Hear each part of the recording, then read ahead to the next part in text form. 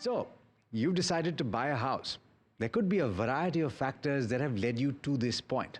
Among them, the irritation of moving every so often and perhaps not having the freedom to do what you want with your space. But have you contemplated all of the costs associated with buying a property? Part of that, of course, is the cost of the loan that you will invariably have to take. That's what I'd like to talk about on this episode of Moneywise. First, we'll spell out all of the costs that you may not have considered, and then we'll also talk about how you can optimize your finances so that you can knock that home loan off as quickly as possible.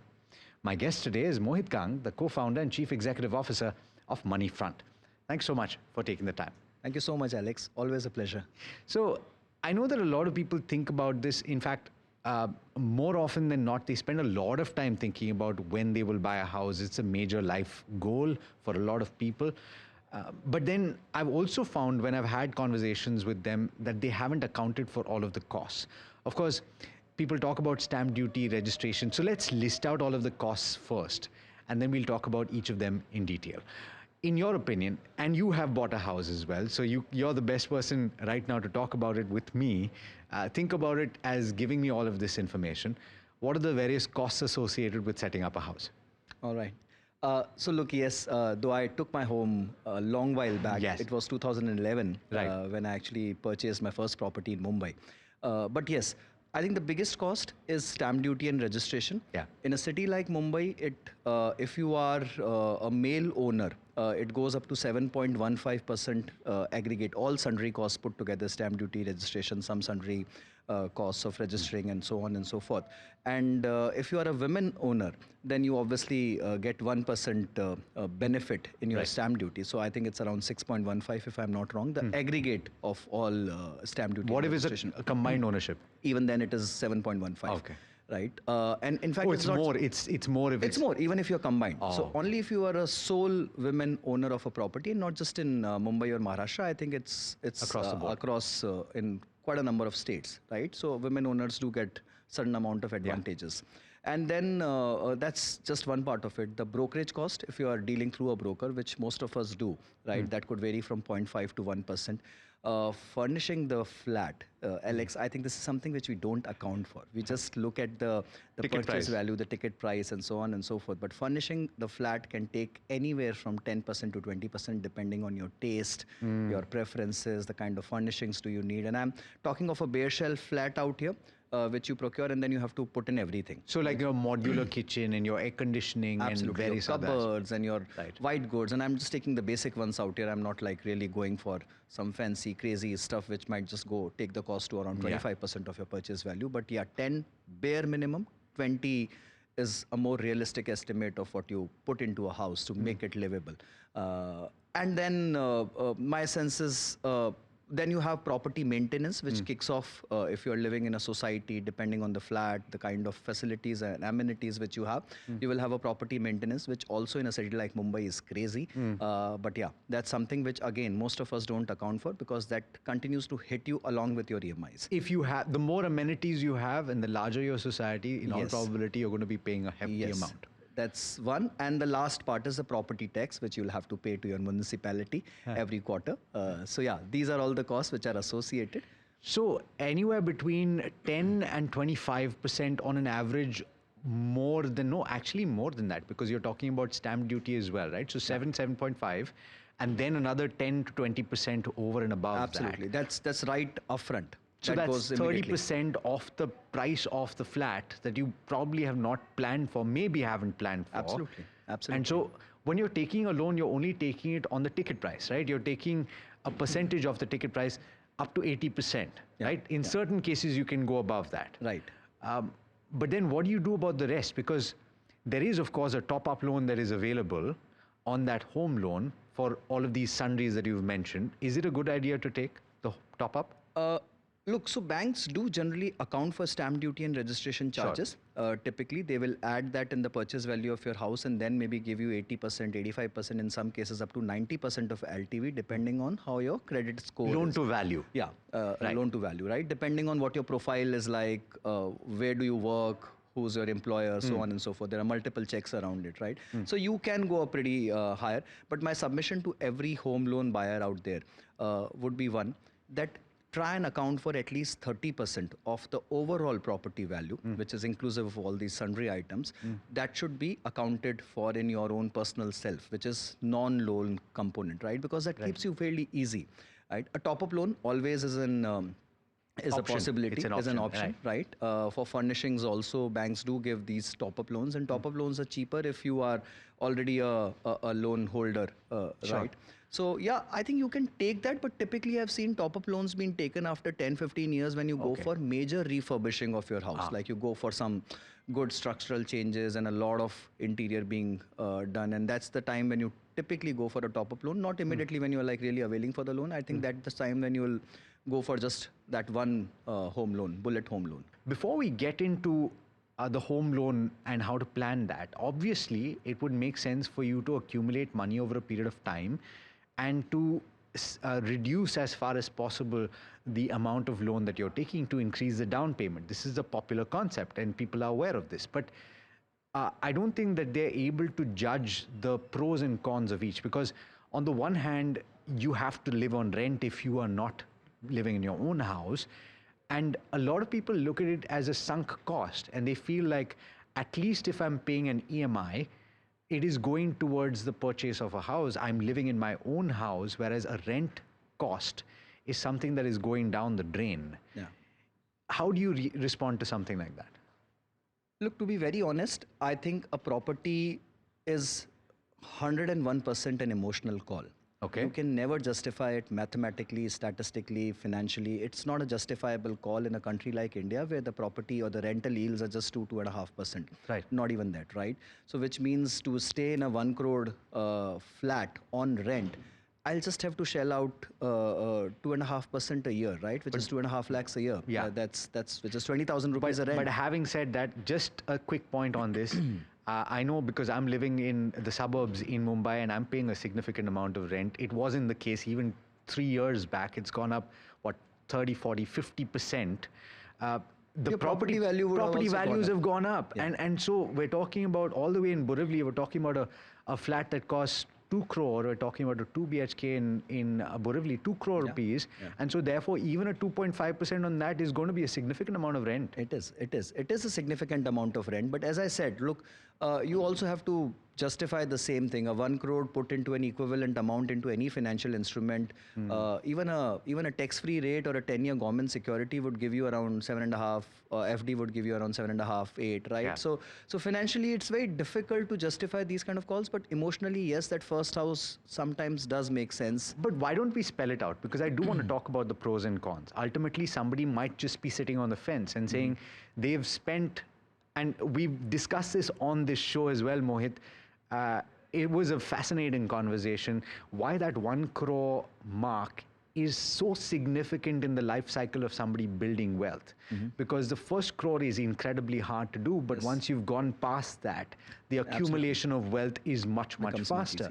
So the trade-off ultimately is having 80 lakhs to 1 crore and then saying, okay, I'm going to put this, ultimately you're going to have to put that if you're buying a 2.5 crore property, you're going to have to put a sizable amount of that. If not the entire 1 crore, you're talking about 70 lakhs that you put as a down payment.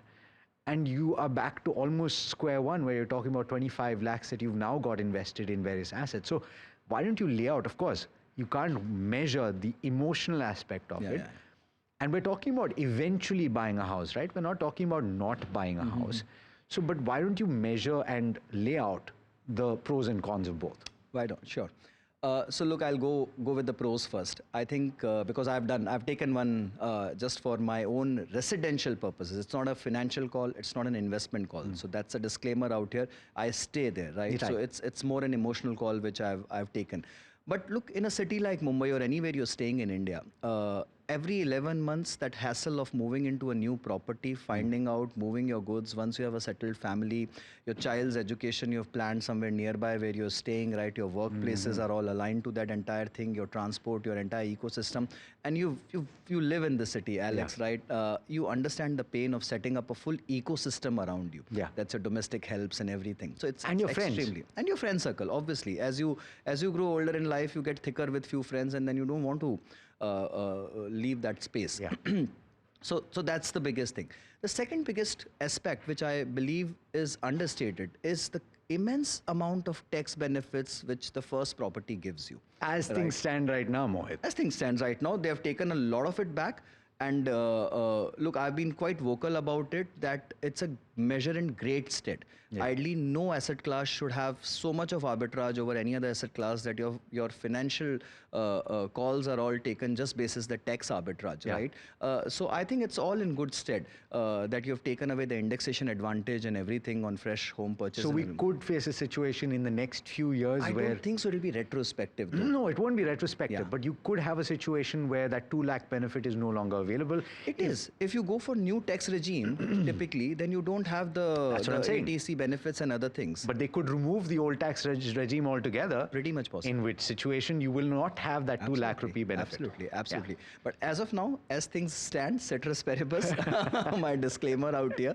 But yeah, so that 1.5 lakh, and if you take a joint home loan, Alex, with your spouse, It's as 2 lakh and 2 lakh. co-borrower, as co-applicant, right? So it's 1.5 ATC, which is 3 lakhs. Yeah. And then you have the interest benefit, which is 2 lakh per Each, name. right. So that's 4 lakhs. The 7 lakhs of deduction on your taxable income, that's massive. Yeah. That's massive. The first property really serves you extremely well. And if by chance that first property is worth 50 lakhs, trust you me, it virtually comes free to you.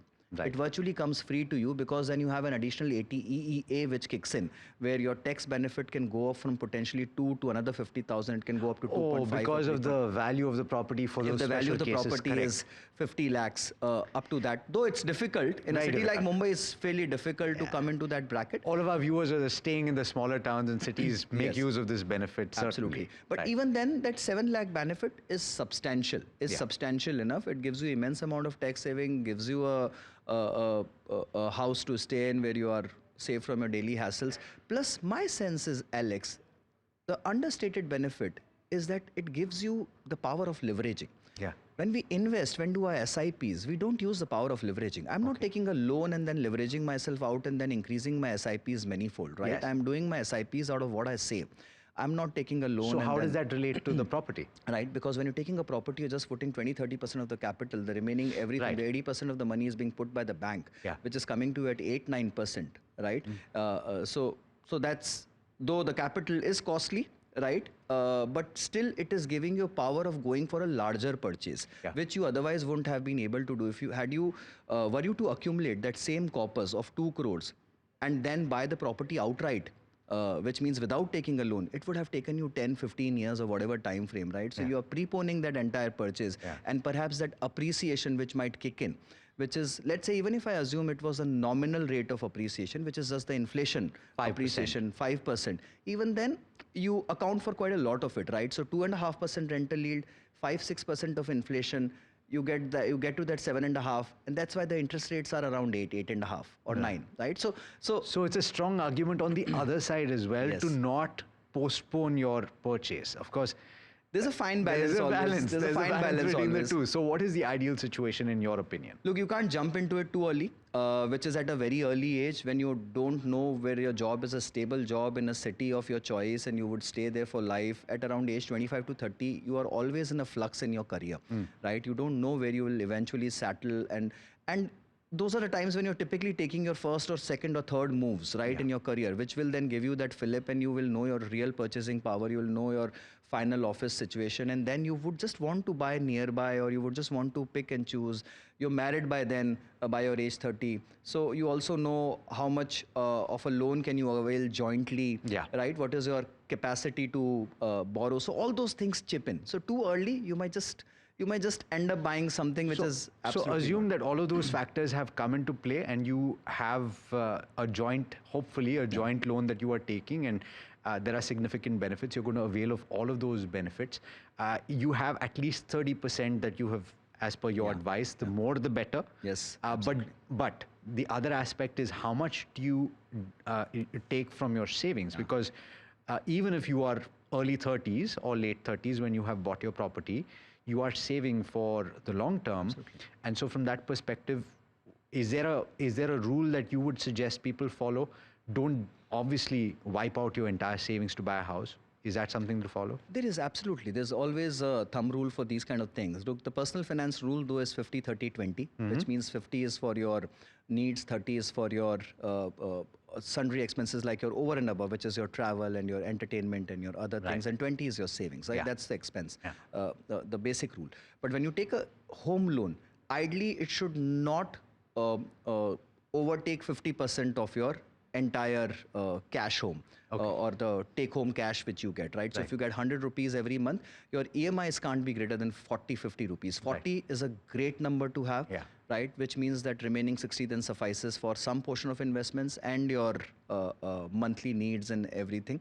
And but anything above 50, you just start bleeding chips and it can put you in a real spot. So, and also do bear in mind that your income will go up. Absolutely. It will go up. Absolutely. And so what you feel like you're going to struggle to pay initially, in 5 years' time, you will be comfortable increasing the value of what you're paying. And so from that perspective, there's actually a few very interesting mathematical calculations, assuming that somebody's actually signed the check right now. They've taken a significant loan. There are various factors that come into play about prepaying of that loan. Absolutely. You've already talked about a 20-year home loan and the fact that a 1 crore home loan ends up with an interest cost of over 1 crore. Yes. So double is what you're paying, but then the magic starts happening when you start prepaying. And how does it work?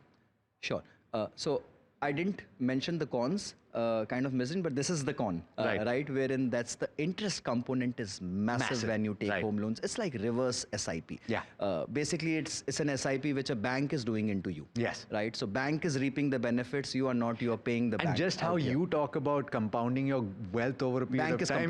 The bank is compounding. The interest and the cost is compounding. Absolutely. Absolutely. So that's the way it is. But let me come to some quick numbers on this one. Yeah. So a 1 crore loan for 20 years at 9%, you pay 1.15 crore as interest. So the property is not 1, it is 2.15 and the other sundry costs, right?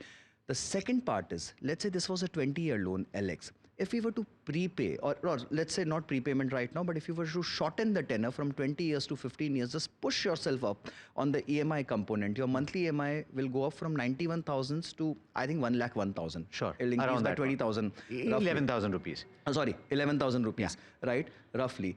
But you will save almost 33 lakhs in your total interest outgo. So your interest outgo from 1.15 will get reduced by 33 lakhs. Suppose you were to crunch further, push your EMIs up from 90,000 to 1,26,000. The tenor will reduce from 20 years to 10 years, and you will save almost 63 lakhs from your interest component, which means you'll only pay an interest of about 50 odd lakhs instead of 1.15 crores which you were paying, right? So that's the power of shortening the tenor, which means that you increase your EMI a little, push yourself into hard situations, right? Or rather take a loan when you are extremely comfortable. Take a loan when you are okay with taking a 10-year loan. Don't take a loan when you are pushing the bank and nudging them, ki, okay, no, give me 25-year tenor, give me 27-year tenor, give me a longer. No, the shorter tenor, the better. Shorter the tenor, the better. But having said that, most people I've spoken to are comfortable with a 15-year loan because somehow that seems to be the sweet spot.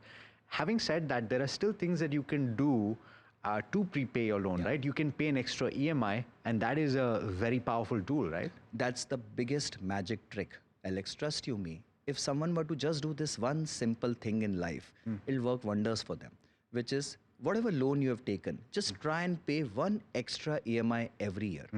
If you were to just pay one extra EMI for the first 3 years of loan, look, first 3 years are extremely critical, right? If you pay one extra EMI for first 3 years of your loan, you would reduce 12.5 lakh from that same interest component. Of that 1 crore loan. Of that 1.15 If you're talking about a 20-year loan, 20-year loan at 9% of 1 crore, you pay 3 EMIs extra. in 2024 pay one extra, 25 pay one extra, 26 pay one extra. That's it. And end of the year, I'm assuming every December you pay one extra EMI. So you're talking about 3 lakhs that you pay extra over and above what you would have spent over those 3 years, and you're reducing your interest costs by 12.5 lakh rupees. 12.5 lakh rupees, right? And I'll tell you why this magic happens. It happens because for the first 3 years, Alex, out of the overall principal component which you have taken, you are only paying 4.3% of the capital which you have taken. So if you've taken a 1 crore loan, you're just paying back 4.5 lakh rupees. Out here, I'm assuming an 8% interest rate. The computation is based on an 8% interest rate. But give or take, you're just paying around 4.5% of your principal back. Rest, everything is going only for interest servicing. The first 3 years are actually because that's how your home loan, basically all loans are constructed. Yes. In the first half of the interest rate or of the repayment cycle, your interest component is high. So imagine it as 2 lines that are going and crossing somewhere in the middle, and you have the interest cost as much higher in the start and the principal much higher at the end. It's only up the middle of your tenor, which is equal. And that's exactly what you were referring to. That the first crore, when you're building your SIP book, the first crore is extremely difficult to make. It almost takes you 8 years, right? If you're doing a 20,000 rupee SIP with some